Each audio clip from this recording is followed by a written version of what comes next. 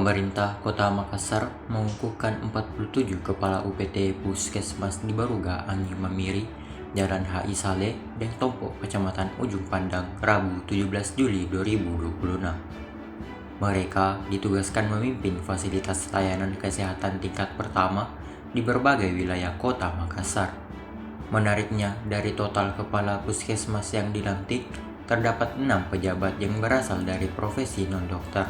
Mereka terdiri atas bidan, perawat, tenaga kesehatan masyarakat, hingga apoteker.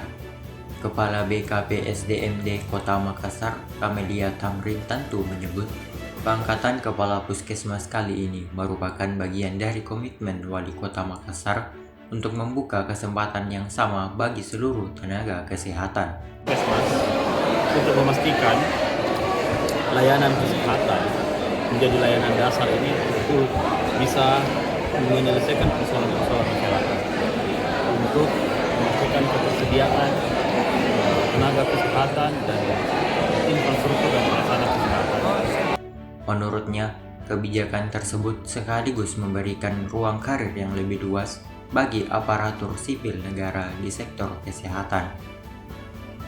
Kamelia menjelaskan para kepala puskesmas non-dokter yang terpilih bukan semata-mata karena latar belakang profesinya. Pelantikan ini sekaligus menghapus status pelaksana tugas yang selama ini masih ditemui pada sejumlah puskesmas di Kota Makassar. Dengan adanya pejabat definitif, diharapkan pelayanan kesehatan masyarakat dapat berjalan lebih optimal dan memiliki kepastian kepemimpinan di setiap wilayah kerja. Salah satu pejabat yang dilantik dari kalangan non-dokter, Emilia Hernani, menyebut pelantikan tersebut menjadi amanah baru setelah sebelumnya aktif sebagai Ketua Ikatan Bidan Indonesia Kota Makassar.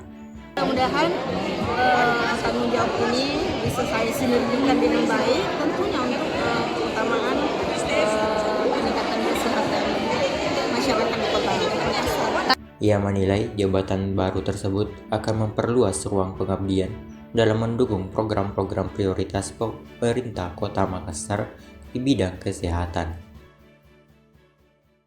Download Tribun X sekarang, menghadirkan lokal menjadi Indonesia.